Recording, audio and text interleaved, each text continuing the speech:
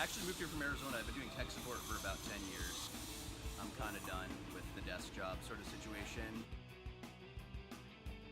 There's a lot of opportunities for welding out here, as you can imagine, anywhere really. So yeah, I ended up finding out about this place with the help of my dad. I found out about Artec, and that was way cheaper and way faster for you to get certified. It really throws you into it, and you've got a lot of freedom to have an open shop. You're always doing something, right? No one's always hands-on, and if you got questions, you can either ask either one of the instructors, and they always help you out. A lot of opportunities and well-paying too. Some people came in here knowing how to weld to the point where it was like, am I in the right class? But then a lot of people did not at all. Like, it never touched a welder. That was me.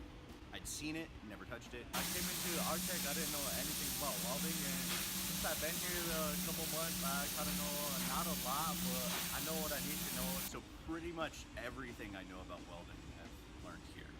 After about halfway through the course, they are on their way to a new career. And I like to see that. When they walk in not knowing it, when they walk out knowing what they can